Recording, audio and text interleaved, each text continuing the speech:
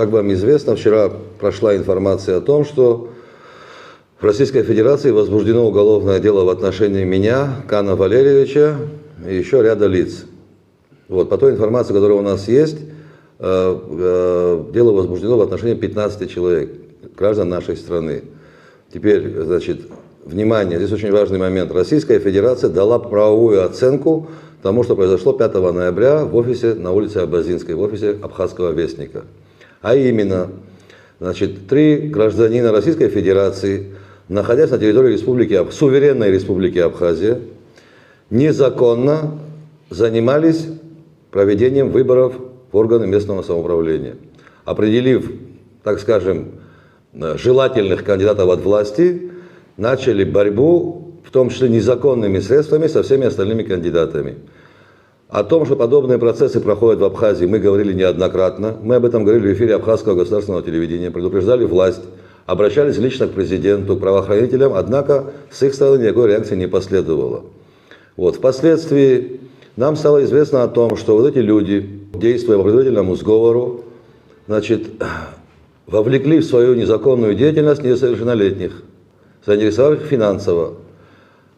Эти несовершеннолетние лица были направлены в новый район и вообще по городу Сухом, где они срывали агитационные материалы неудобных политтехнологам кандидатов. Эта деятельность была пресечена, после чего их передали службе госбезопасности. По той информации, которую нам давала служба госбезопасности там на месте, их выдворили из страны, и вот из-за этих 3 лиц в России возбудили уголовные дела на нас. Когда родители этих несовершеннолетних лиц, они подавали заявления, может быть, в милицию, может быть, были какие-то инициированные действия в отношении тех лиц, которые потом не имеют... Марьяна, именно об этой реакции мы говорим с 5 числа. Именно эту реакцию мы требуем от абхазских властей. Вот. Что делает сегодня милиция или прокуратура, нам сказать сложно. Мы дали показания работникам прокуратуры города Сухум о том, что произошло, как произошло, какие события имели место, мы подробную информацию дали, в показаниями дали. Вот, значит, то, что происходит сегодня, должен сказать, что вот эта информация, вчера поступившая об уголовном деле, должен заявить, что никакого отношения к юриспруденции данный факт не имеет. Это чистой воды политическое дело. Идет борьба с политическими оппонентами, то бишь с нами. Таким образом, нас пытаются напугать, нас пытаются остановить и, скажем так, извините за грубость, заткнуть нам рот. Вот что происходит. Никакого отношения, еще раз говорю, к уголовному процессу это дело не имеет. Это чистой воды политическое дело. И еще один момент, я об этом говорил многократно, хочу повторить еще раз. Именно отсутствие реакции от нашего правосудия развязало руки работникам правопорядка в Российской Федерации. У меня вопрос к вам как к юристу. У вас есть какие-то механизмы, с помощью которых вы можете себя защитить правовые? Как я могу себя защитить на территории Российской Федерации? То есть я должен сейчас, Марьяна, по логике вещей, я сейчас должен нанять адвоката, заплатить ему деньги и начать заниматься отстаиванием своих прав дистанционно. Я этого делать не буду. Если действия направлены на то, чтобы я остановился как политический деятель, я только усилю свою политическую деятельность. Таким образом, буду добиваться справедливости на территории своей страны. И еще один момент. Наши сверстники с Каном Валерьевичем уже более 30 лет преданы к земле. Они погибли, отстаивая интересы нашей страны. Ничего страшного в том, что сегодня мы будем ограничены нахождением в рамках Республики Абхазии, нашей любимой родины. Ничего страшного в этом я не вижу. И если это та цена, которую мы должны заплатить за свою позицию, мы к ней готовы. На территории Республики Абхазия вы как-то защищены? Вас оберегает закон Республики Абхазия от... По идее, по логике происходящего, нас закон защищает. Более того, этот самый закон обязывает наше правосудие дать правовую оценку действиям 3 политтехнологов, которые занимались вмешательством во внутренние процессы Республики Абхазия. Закон обязывает их к этому. Но они этого не делают, поэтому, насколько я защищен законом, сегодня сказать очень сложно. Что, Иванович, вы сказали о том, что вы давали показания сотрудникам прокуратуры города. А вообще, почему прокуратура города занимается такого рода резонансным делом? Это первый вопрос, вообще, насколько это правильно. И второй вопрос. Значит, В свете той информации, которая появилась вчера, Генеральная прокуратура Республики Абхазия была в курсе возбуждения уголовного дела. Эту информацию им предоставили в рамках международного соглашения подписанного. Когда вас опрашивали, вас уведомили о том, что уже есть некий материал, присланный с России, о том, что они в курсе и так далее? Нет, такого рода уведомлений мы от прокуратуры не получали. Значит, теперь, что касается того, что этим вопросом занимается прокуратура города Сухум. Это характеризует отношение к происходящему генерального прокурора. Это вот именно так, понимаете? Это отношение генерального прокурора к этому событию. Значит, он считает его не столь важным. По менее резонансным фактам расследованием или проведением проверки занималась Генеральная прокуратура. Всегда было так. Ну, сейчас, видимо, что-то изменилось. Не что-то, а все изменилось, понимаете? У нас власть находится в состоянии финансового анабиоза. Понимаете? Ничего не видят, ничего не слышат. Мы все это время, вот уже несколько месяцев, обиваем пороги чиновников, ходим к руководителям страны, сообщаем им о происходящем, они разводят руками. А что мы можем сделать? Понимаете? Если ничего не могут делать, но надо, наверное, какие-то выводы делать соответствующие. Если власть ни на что не способна, такая власть, наверное, должна как-то или отойти в сторону, или уступить место тем, кто может, кто способен. Граждан Республики Абхазия, являющихся гражданами Российской Федерации одновременно, да, в случае возникновения необходимости могут передать для проведения следственных действий. Нет, это не так. В Республике Абхазия, должен сообщить, 26 ноября 1994 года была принята Конституция Республики Абхазия. Главный закон страны, кстати говоря, вот завтра мы будем праздновать День Конституции. И эта Конституция наша, абхазская, Конституция суверенного независимого государства запрещает выдачу граждан третьим странам. Понимаете? Там четко и ясно эта норма прописана. Никакое соглашение, никакой другой закон не могут противоречить действиям Конституции. Ну это аксиома, неужели об этом опять приходится говорить? Это простейшие вещи, понимаете? Это попытка напугать абхазский народ с тем, что выдадим, отдадим и так далее. Это попытка, знаете, как чужими руками пугать свой народ. Ну, этому тоже, наверное, народ даст соответствующую оценку. Я в этом убежден. Народ даст этому соответствующую оценку. Вы понимаете, какую серьезную, значит, статью применяют нам. Еще раз хочу сказать, что это политическая ситуация, созданная против нас.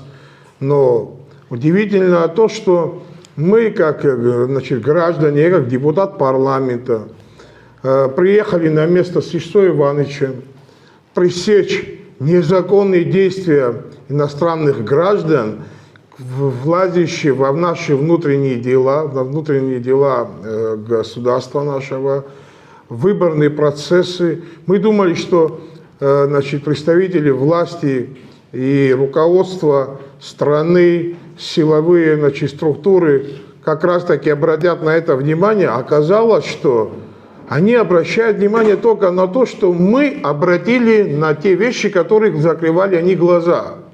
Вот такой, знаете, парадокс произошел. Более того, нам меняют, что там мы какую-то сумму, не мы, наверняка, не знаю, за кого не говорят, там пистолеты, там вооруженные, какой-то там грабеж, что-то еще. Слушайте, на танках мы приехали, я не знаю, на чем мы туда приехали. Мы, люди, которые занимаемся государственными вопросами, мы сами вызвали СКБ, чтобы этих людей, как по нашему мнению, значит, были опасны и действия их неправомочные были значит, в пределах Абхазии, и вручили этих людей нашим, значит, силовикам. Удивительно, никакой реакции, их в тот же вечер отпустили, отправили за границу. То есть ситуация очень нехорошая. Хочу пару слов на абхазском сказать. Хаважлар. Абхевнар гылана, бада зурап ива вахс хынар ханисхон. Рашупсыка ахыште хаважлар рбакры чуп. Арау я туалра рымыр хейта инагентер это на антитруктуланте ава хачша граница хдрыждилазом. Значит, акаге жак умхет. Ахаумте. Уже акай хамладзаз ше жамшцвет абриазара ала чайвера зигячуп. Ойтах акаге иуҳәарцгьы уҭахӡам или иуҳәарц улшаӡом, аби ҳзеилымкааит. Сара схы иархәаны, сықәгылара схы иархәаны убас сҳәар сҭахуп, Бада Зураб-иԥа, уара ажәла бзиа уалҵит, ԥсыуа ҷкәын ҳухәаԥшуеит. Аха аԥсуа ҷкәын ҳәа ари ухазыҟан убзиазар, ҳҳәынҭқарра аҟнытә ҽа уск ҟаҵатәуп. Ари аҩыза ҟалашьа амаӡам ҳәа џьаракыр уқәгылан иумҳәеит. Шықәсык аахижьҭеи уахь ҳхы нырханы абри иҟалаз аус уахцәажәҳәа уаҳәара ҳаҿуп, жәак уҳәаӡом.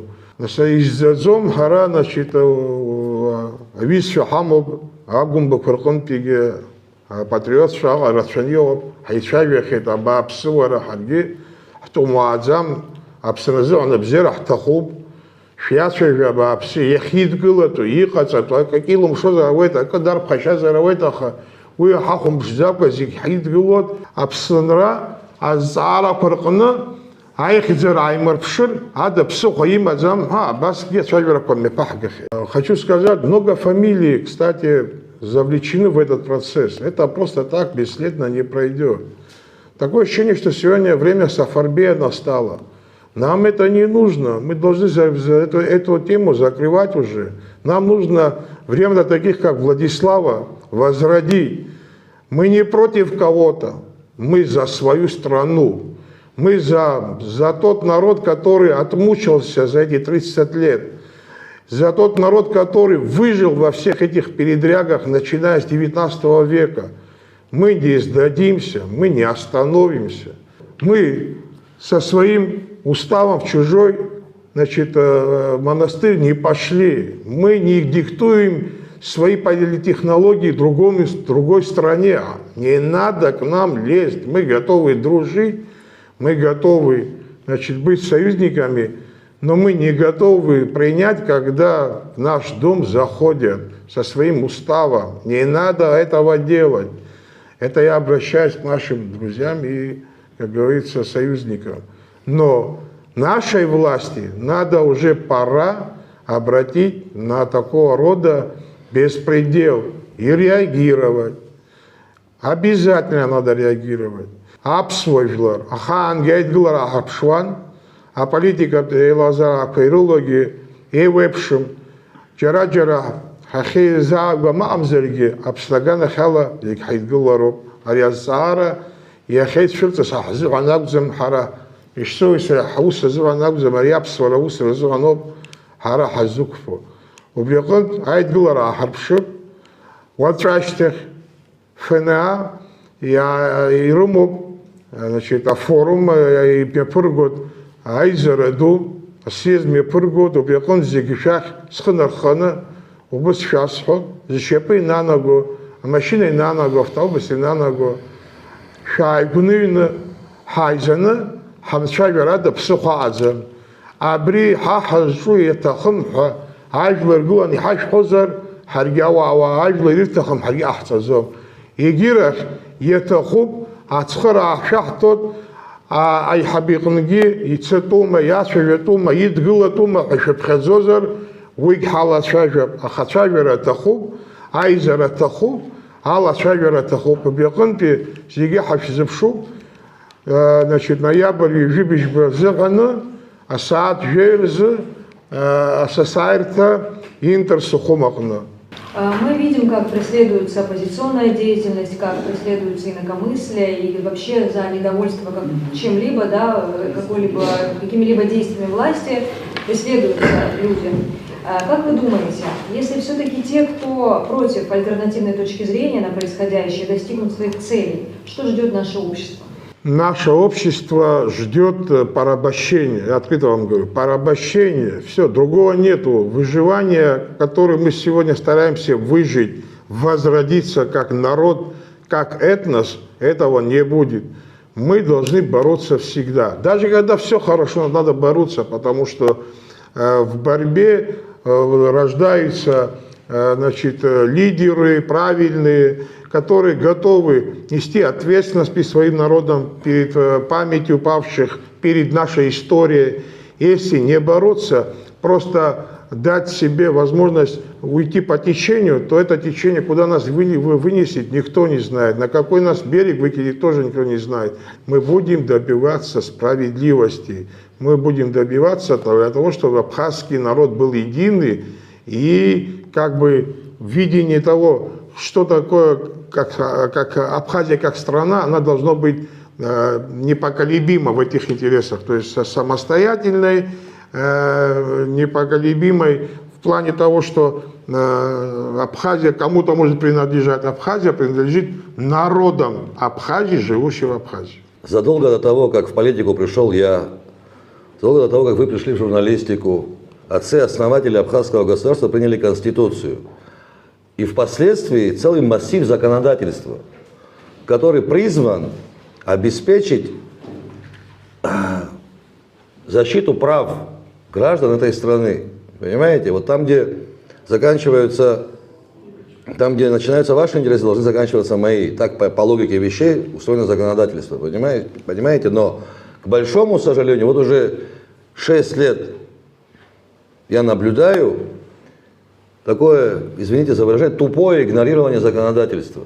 Абсолютно тупое, понимаете? Вот ни факт возбуждения уголовного дела, ни какие-либо другие корявые попытки напугать, ничего, кроме эскалации, не добьются. Очень жаль, что кураторы этого не понимают. И очень примечательно, что наша власть не в состоянии это объяснить. Для того, чтобы понять абхазский народ, необходимо хоть немного покопаться в истории. Нас не смогли напугать в те времена, когда институт подавления в государстве был значительно крепче, чем сегодня. Нас тогда не могли подавить, понимаете, мнение абхазского народа. Я должен тут обязательно подчеркнуть, что у абхазского народа никакой другой родины на белом свете, кроме Абхазии, нет. Нас один раз уже пытались лишить родины в 1992 году. Мы тогда отреагировали соответствующим образом. Я уверен, мы отреагируем еще неоднократно таким же образом, понимаете? Шаблоны, которые применяются в других государствах, наши руководители, видимо, что-то недопонимают. Когда они слепо действуют и руководствуются написанными другими людьми, люди вмешались вообще во все наши сферы залезли. Молчат год. Никакой реакции. Мы год говорим, слушайте, дайте правовую оценку тем действиям, которые совершила, сопредельная страна по отношению к нашим гражданам. Молчат. Здесь открыто мы вскрыли гнойник, который просто назревал на теле абхазского государства. Молчат, как будто ничего не произошло. Это молчаливое бездействие может привести к непоправимым последствиям. Я хотел бы предупредить еще раз руководство страны, все-таки вернитесь к абхазской повестке, и все будет у вас хорошо. Значит, что касается анонимных каналов. К большому сожалению, мы зафиксировали это, и об этом мы говорили в одном из кабинетов администрации президента, что все наши обращения, с которыми мы обращались к президенту, к руководству страны, ответы мы получали через анонимные каналы. Власть нам отвечает анонимными каналами. Кстати говоря, вот сейчас мне только что сообщили, полчаса назад один из анонимных каналов сообщил, что мы, оказывается, собираемся сейчас идти штурмовать Гудоу Плаза почему-то. Не знаю, что там Гудоу Плаза, какой у них там очередной гнойник, но так написали. И вот сейчас, вот мне пишут, я не знаю, насколько это правда, все службы Абхазии пошли защищать Гудоу Плаза. Будете возвращаться отсюда, у вас будет возможность проверить эту информацию раз вот на месте, понимаете? Вот как работает наша власть. Вот их сцепка с анонимными каналами, к большому сожалению, к нашему общему стыду. То, что мы будем объявлены там федеральный розыск, почему-то мы всегда первым долгом сдаем через аноним каналы. Вы понимаете, насколько там все срослось? Кто анонимными каналами занимались, здесь многие уже в этот офис приходили. Попозже мы, наверное, все это будем тоже говорить. Они очень много рассказали, кто это крышует, кто этим занимается. Мы все, когда подобьем все наши вопросы, мы это отдельно уже потом выступление сделаем. Теперь, что касается власти. Мы ходили к Ислану Федоровичу Эшпа. Он курирует внутреннюю политику. Он не знает, оказывается, что происходило все это время. Эти люди что, ослепли, что ли? Они не знают то, чем занимается. Значит, администрация президента ничего не знает, президент ничего не знает, службы ничего не знают. Слушайте, если вы не знаете, не умеете, слушайте, отойдите от дел, дайте тем людям, которые могут это сделать, защитить нашу страну, слушайте. Пусть даже все будут друзья, но столько людей запустить сюда, да вы физически их не проконтролируете, слушай. Во-первых, где фиксация на нашей границе? Мы уже 10 лет это говорим.